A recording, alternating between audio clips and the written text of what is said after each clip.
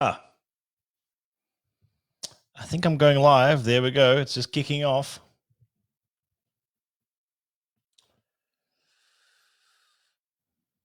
Okay, I'm live.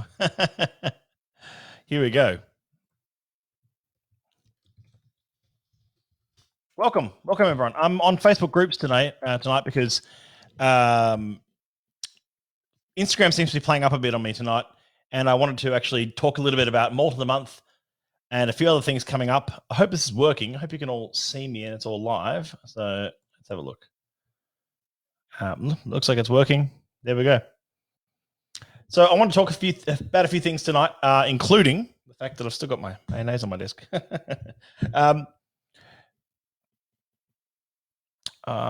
Here we go.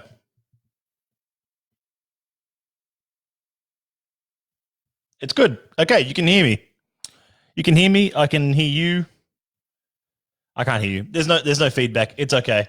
Welcome everyone. My name's Matt Bailey, National Ambassador for the Scotch Malt Whisky Society. Tonight I'm talking about Malt of the Month for April Outturn, which is coming up Friday the 3rd of April.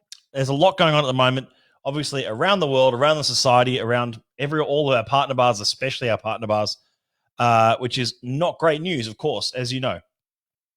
Can see, can hear. Can you all hear me? I hope that's good. Now you look like a proper DJ. I don't actually need the headphones because I don't need that's just a feedback, so that won't impede my my quiff. But I want to talk a little bit about Malt of the Month tonight, and I'm also wearing, I don't know if you can see it on the camera there, I'm wearing my Archie Rose t-shirt because in solidarity for them, they're going through a lot at the moment. Obviously, they're having to lay off some staff, having to really find their priorities at the moment at the can see, unfortunately. Thanks a lot, Jimmy. Yeah, no, our partner bars, Whisk and Helmet, Shirt Bar, all of them around the country, Rockpool, they're all doing it hard at the moment. They're all doing it hard. Archie Rose, they're all doing it hard because you've been following the news. We've been advised not to go out, social isolation, all that kind of stuff, social distancing, to not go out and to not, so bars are suffering. Bars and restaurants are suffering the most. And there's not much we can do about that at the moment. We're being told to stay in, to not go out. That's the way it goes. So there's not much else I can say there, other than we look forward to their return. We look forward to seeing this all finish up. We look forward to flattening the curve. Pour a drama for your favorite partner bar tonight. That's what I'm going to be doing right now, and talking through one of the new releases, which is Cask 44.116. I teased it on Instagram and on our, I'm not going to be able to get that too close to the camera. It's fairly far away. But 44.116 Pirate Ship in a Storm. Now, I've not tasted this yet. This is a sealed bottle, as you can see. I'll be the first to taste this in the country, apart from Andrew, our cellar master, who gets through a lot of it. This is Malt of the Month, April Malt of the Month. Really exciting release for us. So let me go through some of the stats before I even open it. We've got Cask 44.116. One of 567 bottles yielded from the cask in total, ever. Pirate Ship in a Storm, that's the name of it. It's an indicator of the flavor quality as well. It's from the Deep, Rich, and Dried Fruits flavor profile. So we've got, on the front label, it says barrels of rum and raisin ice cream rolled from the glass with Brazil nuts and prune juice as truffle oil merged with maple syrup and walnuts. That sounds really exciting. Yes, you can get a House US on it. They have sent me one, which is very nice of them. So I've got Pirate Ship in a Storm. Let's have a look here. I'm going to open that up. I always get rid of that part. I think everyone does. Some people like to keep this part on their bottles. I don't, because I end up grabbing the bottle from the top and I'm doing that. So I get rid of that part as well. Sound check. Pretty tight. So it's a second fill Oloroso. Second fill sherry cask. So it wouldn't have picked up too much color over 8 years. But enough to take a look at. Just to pour a small dram of that. Monday night's always a bit light on for me. But whilst I'm going to let that open up in the glass for a bit, I'm going to let that sit for a moment. I'll talk a bit about this distillery. Actually, I'll talk a bit about this actual cask and this distillery. So 44 is Craigellachie Distillery. I'll say that right now. I won't kind of jump around the fact that it is. It is part of the Bacardi family, part of Dewar's group, if you like, or part of the Dewar's family, owned by Bacardi.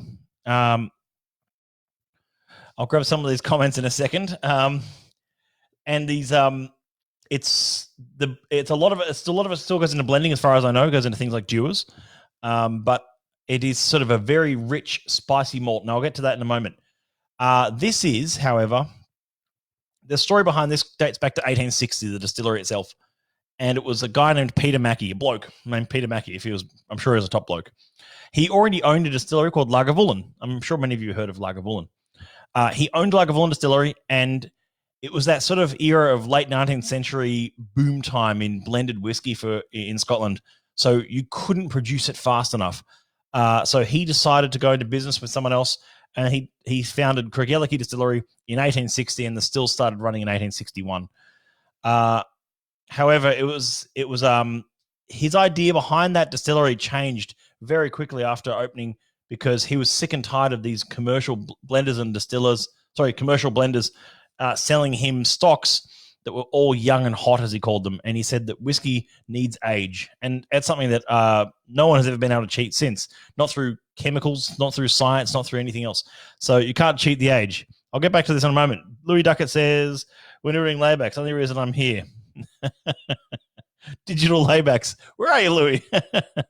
How many bottles in Australia? Andrew asks. 42. Actually, 41 now. I just opened one. But 41 bottles will be an outturn, which will go on sale on the Friday week. So Friday the 3rd. I'll be sharing this one around with a few wherever I can. But as I said, it's all very social distancing at the moment. We're still working out a few things there, but see how we go. Let me grab some of these questions. 42 is correct. Yes, 42 is a pretty huge allocation. It is. It's a good allocation, and it's a bloody good whiskey for the price, I think. And I have not tasted it yet, but the tasting notes are very appealing to me for something in the deep, rich, and dried fruits profile. Ooh. Immediately, I get like a Bonox note. Has anyone here had Bonox before, like the beef drink? Now, I want to talk about where that note comes from before I dig into that whiskey too much further. Nothing wrong with young and hot. That's true, John. There you go. I'm just going to talk about the nose on that and where that's coming from for a second. This is one of a handful of distilleries that is often considered quite meaty, quite rich, and quite sort of sulfury spirit. So I'll talk about that in a second. There's a lot more sulfur in the spirit than you often get at other distilleries. You find this kind of character in things like Mortlach, in things like Balmenac, Ben Romac to a certain extent, but a little bit less so. I'd go so far to say Springbank and a few others, where you find this heavy spirit character that is a richness to the spirit that it gets from worm tubs used in the production of the spirit. So a worm tub is a component in the distillation apparatus that converts the spirit from a gas to a liquid by running the vapor through a copper tube set, big coil, in a pool of cold water. Distilleries in Scotland, shell and tube condenser, but some distilleries still have like old-fashioned worm tubs. Shell and tube are much cheaper to operate, much cheaper to replace. Worm tubs are old school. They require a lot of copper, a heavy installation, but what they do is they provide a different character to that spirit. So, in terms of distilleries using worm tubs or shell and tube, I think it makes quite a difference to the end product of the spirit, which then makes a different characteristic to the overall product. So people often ask me at tastings, what part of each, how important is each part of the production in making whiskey? And they're all quite important, and they all contribute different amounts. I couldn't safely say. I don't think anyone can safely say that worm tubs produce 20% of the flavor or 10% or whatever it is. I think it's a bit of an oversimplification, and we're trying to aim for numbers that we can't identify. I think in this case, it's always quite a meaty spirit and one that lends itself both to youthfulness and age. And this is, like I say, it's a young whiskey. It's an 8-year-old whiskey. Not young by some standards, but young by others, I guess. Young for Scotch whiskey, maybe. And it's a second fill Oloroso, so it's full sherry maturation, pardon me. But just talk on sulfur for a second. It's often the dirty word. That's the S word in whiskey. When someone says a whiskey is sulfured, has a sulfur characteristic, a heavy spirit character, there's a difference between spirit sulfur and cask sulfur. So spirit sulfur generally means, like I said, worm tubs and heavy distillate. And other means of achieving that balance, like Malt like do with their whatever it is, 2.71, 2.75, whatever repeater distillation run. No matter how many times I read about it, I can't still probably decipher that. And then there's cask sulfur. Now, cask sulfur isn't for everyone, but it is sometimes appealing to others. And I know some absolute whiskey buffs that love cask sulfur, love a sherried whiskey with a bit of sulfur. I know others like myself, like Andrew, our cellar master in particular, does not like cask sulfur, and I completely appreciate that. And then if you are one of the, I think it's only like 1 in 10 people, however, I don't know the actual number, that can actually identify cask sulfur, and in like a sulfurous sherry cask. You only get sulfur in sherry casks because they use the candles to, anyway. But they're sulfur candles. But this is identifying that sulfur is like, it's only like 1 or 2 in 10 people that can identify it, or so I'm told. I can identify it. I pick up on it quite easily. It's not a good thing to be able to pick up on it. In fact, I sometimes envy those who have a blind spot to it, because it means you can enjoy whiskey without the worrying about sulfur in it. So there you go. It does give him a stank. That's right, Wooler. If social distancing, I'm not going to read that one out. Bonox for fighting off colds. Exactly. How pronounced is the sulfur? Andy asks. It was pretty immediate when I poured it. It's definitely spirit sulfur, though. The way I even spot the difference between spirit and cask sulfur on a whiskey is that cask sulfur often has that notes of like cordite, explosives, fireworks, even like rusty train track. You remember the smell of the old red rattlers or silver bullets, whatever you want to call them, the old silver trains in the pre-Tangara in Sydney, whatever they were called, the main silver trains. There was a smell at certain times when they apply their brakes. And there was a smell that emanated from the brakes on the train, which was a smell like burning steel almost. It was like a burnt steel smell. So that kind of smell. That's a bad sulfur. That's quite a pungent, odorous, BO, rotten egg kind of sulfur. Spirit sulfur, however, is like cured meats, a hand-rolled cigar, and I'm getting a little bit of that spirit sulfur in here. It's hard to tell if it knows what kind of sulfur it is, because it is a sherry cask as well. No, it's definitely spirit sulfur on that one. That's lovely. So now I'm going to make mention of the proof here as well. 68.2%. 68, not 58. 68.2% ABV. So this is an absolute fire breather. And we do often bottle spirits this high. We always bottle at natural cask strength, except for things like experimental heresy releases that we don't. But 68.2, I'm still just nosing that for now. I've got time. I mean, we're not in any rush here, are we? It's definitely, I get the rum and raisin ice cream on the nose straight away.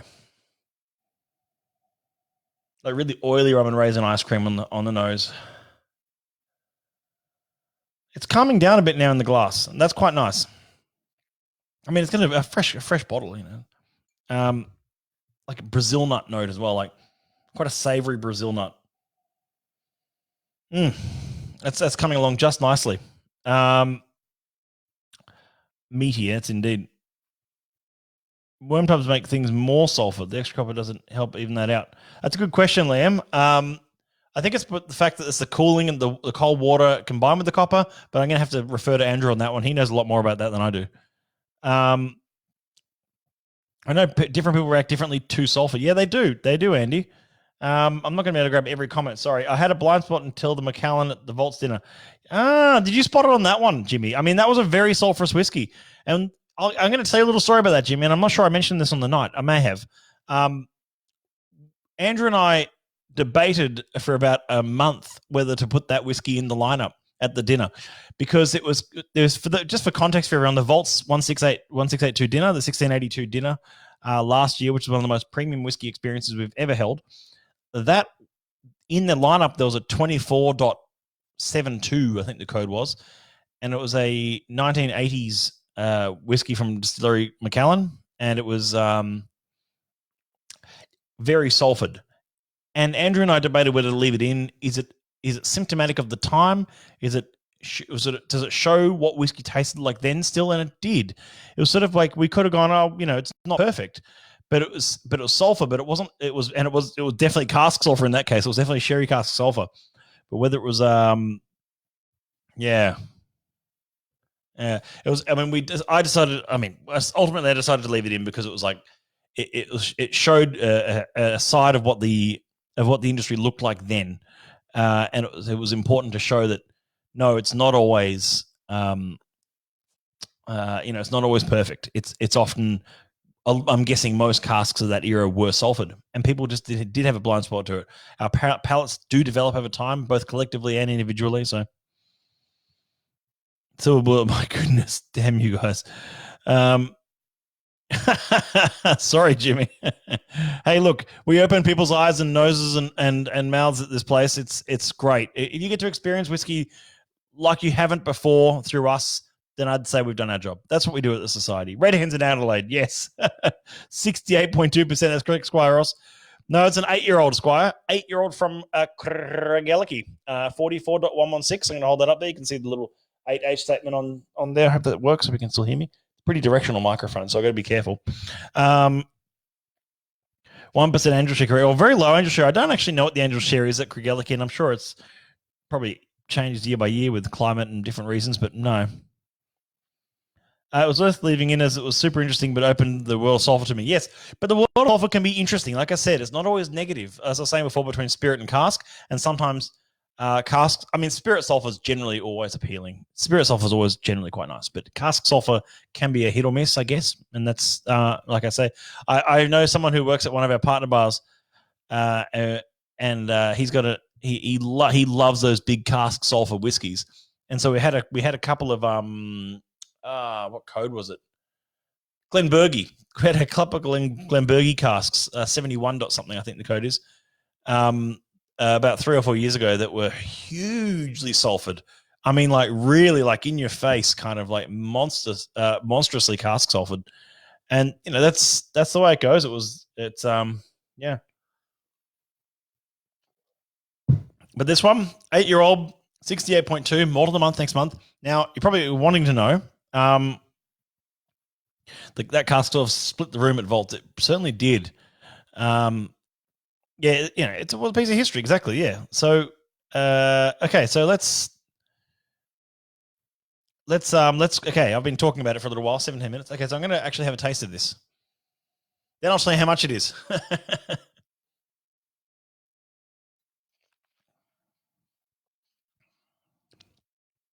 That's not nearly as hot. I've not had anything to drink today at all. I was expecting that to be a real, like real tongue burner, but it's not. It's actually got a lot of integration. For those who have been watching me on Instagram, you've seen me wince at some of the 57, 55% whiskeys before. I didn't actually wince at that one. It's big. It's bloody huge, but it's not like, how you're expecting it to be like real burn your tongue off kind of thing.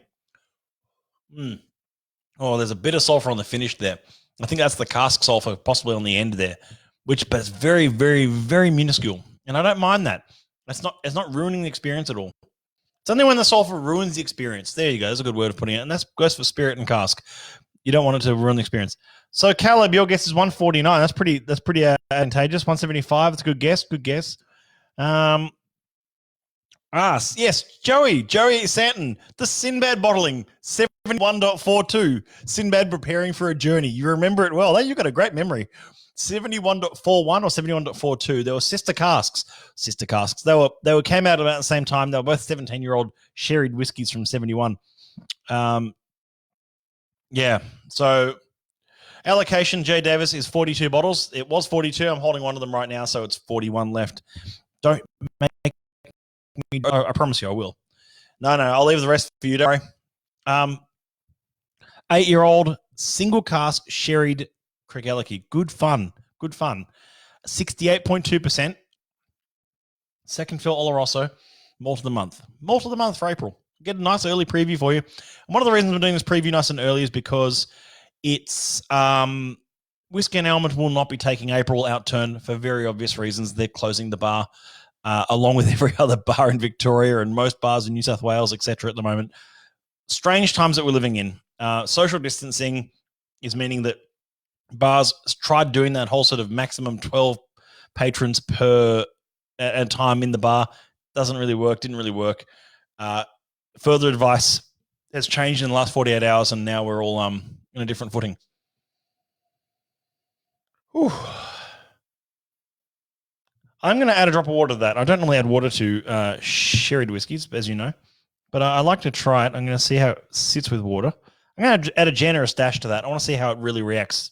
Bring it down to maybe, my guess would be 55-ish with that kind of dash. I don't know. I don't have an hydrometer. I'm not going to spend thousands of dollars on a hydrometer just to know that. Yeah. Almost like prune juice with the water now. It's like all like Chari prune juice. That's lovely. That's nothing. It's I've never. This is the thing I love about the society from a personal level. Honestly, I never get to experience whiskeys that taste like this. And I never get to talk about the same whiskeys twice. If being single cask, you always get to go on an adventure of different flavors every time, and there's never anything like this. This is why my role is particularly weird. If you're, and this is no discredit to them, if you're an ambassador for, say, like if you're an ambassador for Glenfiddich or something, you get to talk about the same range, or pretty much always the same range of those whiskeys and that story behind those whiskeys every time. And that's fine. That's great. That's, and therefore you have quite a polished piece, monologue, if you like, about it. I never get that opportunity. And that's kind of both challenging, which I love the challenge though, but it's challenging and it's also exciting. And it's also kind of like, what do I do now? And I've got to think about each distillery and really be quite clued up on it, which is lots of fun. Lots of fun. I like the research. I love the journey, and not just the journey in the stats and the stories, but also the journey of how a whiskey changes in a glass, how it changes in a bottle, and how something is so outside house style sometimes. As you know, I've talked about this before, but I love those distilleries that we bottle that you don't see much in the way of core range from. Like if we bottle a 46 or a 64 or whatever it is, or a 71, you don't see those whiskeys as OB bottles, as original bottlings. You rarely see them as independent bottlings, but when we get a few here and there, we get single cask strength versions of them. That's exciting. And then we get to open them at events when COVID's not the thing and share them with members. And if we're not sharing them with members in person, we're sharing them online. Here's my subtle little plug. We've sold about 30 in the last 2 days. They've been really popular, the packs. The pack is, we're doing a live tasting. Looks just like what you're looking at now. But we're going to talk, maybe have a special guest. I'll see how the health advice is by the time the 20th comes around. 20th of April, we're going to do a live tasting pack. $99, free shipping online. Free shipping. That's pretty cool. Use the code word gathering for your free shipping. That's the way our website works. Let me grab some of these questions. Thanks, Mr. Bailey. Welcome, Joey. Squire Ross, do you see cask sulfur come generally from Oloroso casks? Very good question. I see cask sulfur come from a range of different sherry casks. We see so few of things like Amontillado or Fino casks. So that doesn't. I don't have enough of a big enough sample size to know if they've come through sulfur. Mostly Oloroso, though. That's true. And I certainly know I've had some XPX cask whiskies that have had sulfurous. But I can't remember off the top of my head if they were because of the fact they came from quite a sulfured spirit distillery. So that's the way it goes, and that's kind of fun though. In this instance, there is, I think, at the end of the whiskey, right on the finish, a bit of cask sulfur, and not a huge amount. And as I was saying before, that doesn't interfere with the enjoyment at all. It's only when it overpowers the spirit and it becomes the central point. It's a bit like hops in beer or peat in whiskey. I've talked about this before. If you've got a beer that is just hops, and I mean hops, triple IPA, this double IPA, imperial IPA, all those kind of beers. Yeah, me personally, I find them one-dimensional. I find them sort of like, well, we're just going to do hops now. We're not going to do malt. We're not going to do flavor. We're not going to do balance. We're not going to do anything like that, or yeast. All the lovely ferments all just get washed out with the hops. Same with massively peated whiskies. For me personally, I find a lot of them a bit sort of like, there's the peat and that's it. Whereas with sulfur, it's the same problem. If you get a big sulfurous whiskey, you get these sulfurous whiskeys that are, it's all about the sulfur, and you taste it, and it's immediately like, and you can't like it's unbearable. In this case, it's there, and it's a bit of spirit sulfur, which is lovely. That big meaty. There is just that hint of on the nose. It's like as a Bonox, even like prosciutto, hot salami. On the palate, it's rich, it's viscous. It doesn't have that burn as I was expecting for the proof. So maybe it doesn't need water. I'm going to find out now.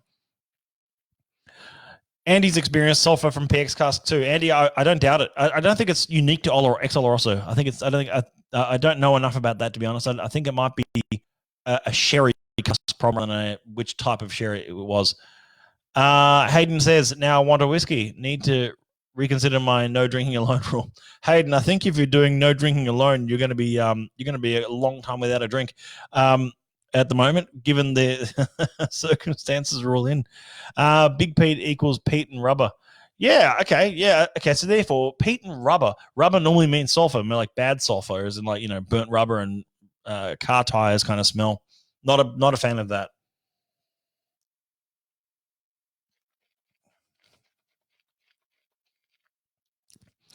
It's not hugely viscous on the palate, but it is in the mouth. If that makes it's like sorry, that doesn't make any sense. It's viscous on the tongue, but it doesn't cling to every corner of your mouth like some whiskeys. Yeah, I'm liking that. I'm liking that a lot. I like it.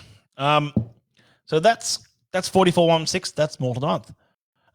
See you next time, Squire. See you soon. So this is what we're releasing every month, as you know. I think we've got 10 or 12 casks in April outturn. Thanks to everyone who bought a Battle Axe, by the way. Battle Axe is completely sold out. That's our peated blended malt that came out last week as mid-month offer, and now we're looking down the barrel at April outturn in a week and a bit's time. In and around your mouth. Yes, that is indeed correct, Matt Wooler. I like gym rubber, like rubber gym mat or rubber weight plates. See, here's a thing, Cal. I would say that I agree with you in that, but a lot of people will find that profile again quite that rubbery profile, like rubber insoles or rubber gym mat kind of thing, a bit sort of like almost too waxy. There's so that the diversity of flavor within even just that profile is obviously quite broad and diverse. So, Owen, good, it arrived today. Yes, our warehouse has been pushing them out. I hope so. Mark Garraway asks, when will outturn hit our inboxes? The answer is it's almost always a week before. So this Friday, we'll send out the email, and you should be getting it in the mail around the same time, although Australia Post at the moment, with everything going on, pushing. So that's what we're up to. I didn't actually get around to finishing my point of before about how much this is going to be. We had some good guesses. Caleb, I don't know if you're still in the stream, but we had some great guesses, and I'm going to reveal to you now that Malt of the Month has been reduced from 175, which was what someone's guess it was, to 149. That is unbelievable value, in my opinion, for a single cask from this distillery in an ex-sherry cask. It's a fun whiskey. It's a high-proof single cask belter. It's a proper lovely sherry whiskey. I can't really cover that. No, the answer is 149, $149. Very good value for what it is, and very much looking forward to seeing that go. So that's going to be 149 in outturn, April outturn. Jump on that on the 3rd of April, the Friday, the first Friday of the month. And I'm going to be doing a few videos both here and on our Facebook group. Love hearing your comments. I'm also going to be jumping on our Instagram once it works again. I've been having troubles with it all day. Reinstalled the app, reset my modem, all that kind of stuff. But see how I go. Really appreciate the comments. Andrew Cuff sounds like a steal. It certainly does. It certainly does. And I think it's a really good value. It's if you think about how far $149 gets you these days, I don't you actually. Caleb Chen, is there any prizes? Yes, there is. You know what? You guessed it first, Caleb, so I'll send you something. Done. You ask, you get. That's how it works around here. No, look, what I'm going to do is, I'm going to set a challenge to anyone who wants to, I think it's tremendous good value. So if you want to jump on to see if you were able to go into like a Dan's or something these days and see what the price of whiskey is these days, It's like, that's really good. That's really good. If you can find another cask strength whiskey, single cask strength whiskey for that price, I highly doubt it. But you know what? Go for it. Can anyone spot me $149? There are no pens on my desk. Will you settle for a 5mm adapter? That's as close as I've got to a pen-looking object. No pens. Sorry. Don't tell Scott. Let me grab some of these comments. I'm going to stay here for a bit, take some of these questions. Anyone got any questions? I'm right here. Let's do a bit of Q&A. I'm always happy. Agreed, but sometimes the sherry concentrate, they wash or rejuvenate casks with can transfer to sulfur trace. I just looked it up. Called Paxarette. Oh, I know Paxarette, yes. Well, I wouldn't delve into Paxarette today because that's sort of a different side of what happens with these casks, and some distilleries sort of bait it and others don't. But that's another time. David MK, you sold me on the cigar juice sample. Sitting in the bar high. Look, so David, the cigar juice 35.228 was a 31-year-old ex Oloroso whiskey. That was a really lovely lounge armchair sort of degustation of a dram. That was a true piece of liquid history in a glass as well. So that's a really different kind of whiskey. This is a different kind of sherry whiskey. This is a party in your mouth kind of sherry whiskey at 68.2%. So, but good fun though, and also wildly different distilleries and everything about it. The only thing similar is they used a similar cask profile, although one was refill and this is second fill. Refill, by the way, means third to ninth fill, but the society never does third, only goes up to 3. So we only do refill is up to the third fill of that cask, which means refill. And hashtag team refill. Don't worry, I'm a massive refill fan. That's where the spirit really shines. Simple answer, you can't win today, nothing at cask. Yeah, it's true. You can't. There's barely anything at actual cask strength. There are some proof bottlings, but not many cask strength out there.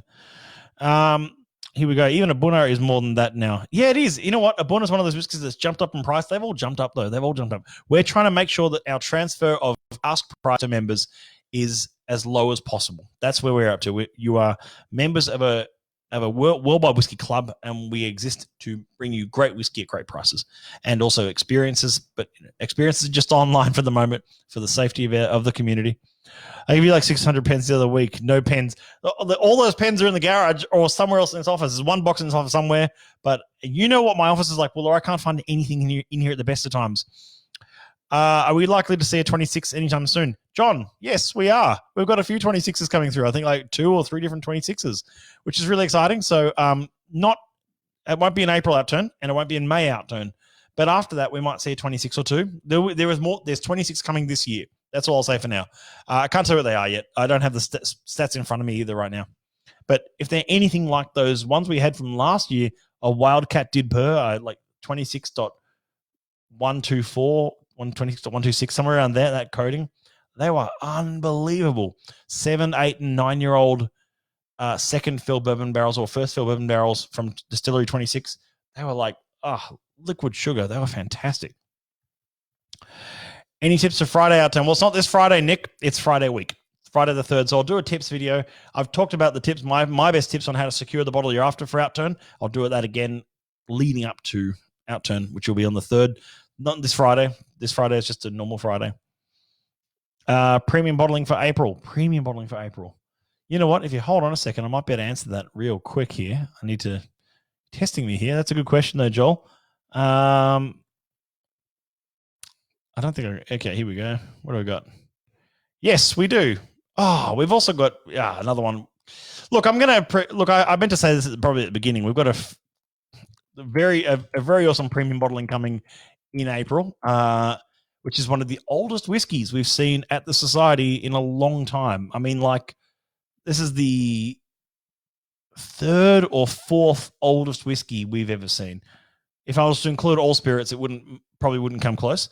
But if it was including just whiskey, this was one of the older casks we've seen, especially in more recent years. So it's really exciting. It's a premium bottling. And again, I think very good value for what it is. Now, I don't have a bottle of that in my office. We're saving it because we've only got 12 of them. And if I open one, then there's only 11, and we want to make sure members get that one. However, I have, like as I posted to Instagram earlier, I have most of the outturn in the office at the moment. I'm really excited to pitch some of it, preview some of it for you. And we've got a few things else coming up, which is all very exciting. But like, I'm going to talk a bit more about Big Swell, which is in April outturn, which is the next Heresy release, which is the 10-year-old, 8-year-old. I'm going to check this number on that. I think it's a 10-year-old blended malt, which is a full sherry maturation blended malt. And we got a third of the global allocation in Australia. Love our members here. 26 came out when the Gathering. I still have a Wildcat Dipper. Amazing juice. Very true, Zeno. It was an amazing whiskey. It was so delightfully like summery and brisk and lovely. It was everything you want out of that spirit, and waxy, the waxy character from that distillery. 40 on age statement. It's old. Yeah, sorry, I meant 23. 6 the whole time. No, I don't think we'll see too many 23s. Not this year anyway. I mean, the 23s we do get are always sort of like almost like mining a diamond kind of thing. They're kind of like you find them here and there. They are basically hen's teeth. They don't sell casks. They don't have filling arrangements with anyone. It's very much playing their own game, and some distilleries do that. So when we do come across one that's either been in our warehouse for a long time or one that we've managed to buy from somewhere else, that's really important for us and really exciting. But of course, don't hold your breath to 23s.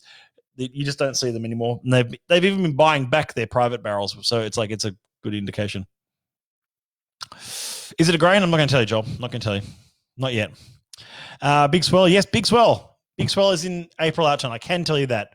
The next blended malt, 50% ABV, 10 years old, full sherry maturation, full, like sherry cask used, which is all explained on the back in as much detail as we possibly can. Which I've tasted a few times now and is a delightful whiskey.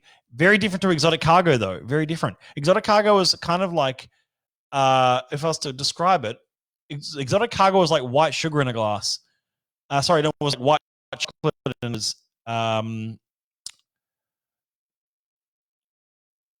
whereas as Big Swell is more like lint 65% dark. There you go. I'll talk more a bit about dark Big Swell as we get a bit closer to the day. Yeah, 23s, 27s, 127s, they're all hard to find codes. And that's always going to be the way it goes. Even 24s, 24s are hard to find. But these things go in waves, all in good time. There's no rush. Any 2 or 3? There's some 2s coming, and there's a 3 coming later this year, I believe. So, yeah, again, all in good time, JDevs. Don't quote me on that. I've got to check. I don't have, like I said, that's up to Andrew. I don't know. More triple ones. Yeah, more than what? More than all the ones we get every month or something, right? Yeah. Yeah. Join the queue. No triple ones. Sorry. I remember when so many 3s came out. Should have bought more back then. Story of my life, Joey. I remember all those lovely 3s coming through, and even members saying, give us different, like there's too many 3s, and they're all 19 to 22 years of age. They're all old. It's like, yeah, isn't that awesome? Now I picked up a couple of them here and there. In fact, there's 1 or 2 behind me right now, and I was a huge fan of those, and I've kept 1 or 2 aside. They're meant to be open and enjoyed. I'm not a whiskey collector. I buy to drink and enjoy. But I've still got those ones sealed there, 1 there, and 1 there. So I'll hold on to those for a little bit, but yeah, let's, what we do need it. Actually, why don't we do a bingo night? Actually, that's a cool idea, John. We could do a bingo night, SMWS bingo, and you could all tune in. We'll just do it live. We'll do a live bingo on Facebook groups here. You grab your favorite dram, just grab a cask that we've done recently put out, or even in the past have put out, and we'll play SMWS bingo, and I'll give away a prize at the end. So how does that sound? That's not actually a bad idea. Thank you for the inspiration. I might set that up. I will set that up. Okay, there's lots going on. I'm going to get onto that one though. Here we go. Cool. Well, that's. I hope I got some of your answers some of your questions and had a bit of fun along the way. I hope you can hear me. I hope you like this new microphone setup. It's a mixing desk that I'm looking at over here. By the way, it's not just like I'm not looking away from camera. Got all sorts of nonsense on here, including like sound effects. So you can like. If someone says like a really bad joke, I can do like a. Did that work? I hope it worked. I'm wearing headphones, so it's like a drum fill. So it's No, sound effects are completely tacky, but a bit of fun. So it's like the 10s soon. They will disappear. I reckon they will as well. I mean, not disappear. They just go in waves. We'll see. We're seeing a lot of 10s at the moment. Not a lot. They're remarkable whiskies, and I think we'll just get like, ups and downs. Liquid chocolate, mate. I agree, Robert. Jay Davis asks, is tomorrow live stream on Facebook or Insta? Honestly, it's down to because it's good to go on a different platform sometimes, but also because Instagram's been playing up. I said earlier, Jay Davis, the Instagram's been playing up a bit in the last 24 hours for me. I don't know if it's my phone or the app. I've reinstalled the app, blah, blah, blah. I've done all that kind of stuff. I'm just still having some tech issues with it. So every time I was going live, some of you may have seen today, I was trying to do a live this afternoon, and it just kept saying connection issues. But my old iPhone was able to connect and do a live. But anyway, by the time I worked that out, so it's obviously either the phone or the app or an app on that phone. I'm going to work that out. So sorry, Jade. Sorry, Dr. Davis. Get the trumpet out. Hey, no, I'll do that when you get your bone out. So we'll do a duet live or something. You can see I've got a C trumpet sitting over there. I don't know if you can catch it on camera there. And my B flat's somewhere. Oh, it's over there. But yeah, there you go. Yeah, Twitter and Insta today, and Liam says Insta is having is there getting slammed as everyone checks it more. You think, Liam? I'm completely fine with that, which is why I'm here tonight, because Insta was just being really unreliable today, and kept dropping out of connection issues and things like that when the actual internet here is fine. I've got really good internet here actually, but I mean, look, I want to communicate with you guys however I can, rather than whichever platform works, it works. Liam, but the thing is, you'd think that a company as big as Instagram, aka Facebook, would have the server capacity to sort of see an influx. I don't know, maybe they just don't need it until they need it, kind of thing. But it's like, anyway, it's like when Messenger gets buggy. It's like $1 billion company with a buggy Messenger. So there you go. I sent a few more viewers on Facebook. Well, there's 2,000 something people in the group, Joel. So I sometimes broadcast to the group. It's uncommon, but we normally do our bigger broadcasts to the group because it's a wider audience and there's a lot of members. A lot of members don't use Instagram. Some members don't use Facebook, whatever. So it's but there you go. So when Andrew and I have been in doing our live tastings and things like that, we've been doing them like this laptop rather than just a phone, because it's a bit of a wider angle. Bit more formal. Looks good. Because everyone in the world is at home using the net. yeah, that's true. What about barrel char? What about it? Yeah, well, I can talk about char in the next episode, I think.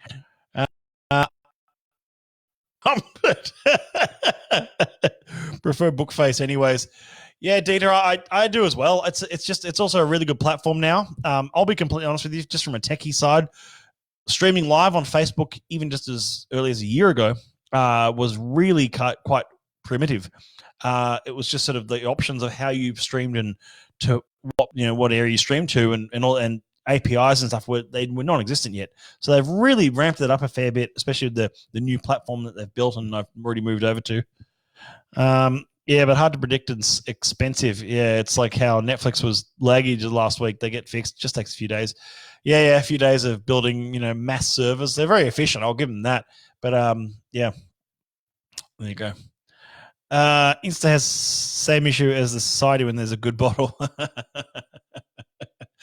Well, that's a kind of encouraging comment in a way, isn't it? Nice to know that we have the same problems. The little old society has the same problems as $1 billion app.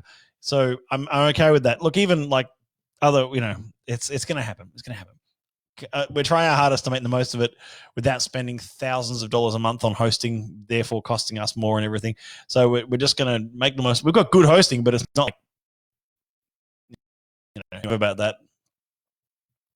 We have 2,000. It's like 2,100 or something, or just over 2,000. It's a lot of people, and it's a lot of mostly members, which is great. Does your soundboard have an air horn? Oh, it doesn't, but I can custom install any of the sounds.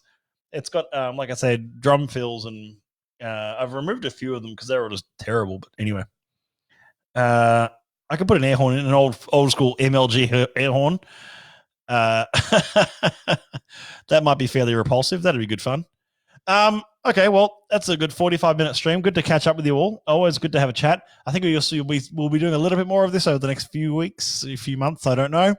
But that's really cool that we can, isn't? I think it's cool. I'm not going to complain about Instagram. Really, it's small. It's small. It's chump change. Really, it's not a big issue. It's a chance for us to catch up, regardless of platform, talk about whiskey, ask some cool questions, and have a chin wag. It's us catching up digitally, and I can make custom sounds. I can make a few trumpet sounds in here, surely. Yeah, exactly. Work that out. Thanks, guys. Have a great night, and I will see you all tomorrow at some point, probably an afternoon gig if the Instagram's all working fine. Otherwise, we'll be back here in the evening. And I'm going to recap. We've been drinking 44.116 Pirate Ship in a Storm, deep, rich, and dried fruits, 8-year-old second fill Oloroso sherry, 68.2%, and it's in April outturn for Malt of the Month for just $149. If you're not a member yet, this is probably a good time to get on board whilst you're going to be stuck at home and if you want some good whiskey to drink whilst you're at home. This is the channel. Thank you, everyone, for tuning in as always, and I will see you. I'll see you in Melbourne again. And get into Melbourne again, and they're all and life returns to. Okay. Finishing comment from Matt Willer, young and hot. There you go. Okay, I will see you all tomorrow. Cheers.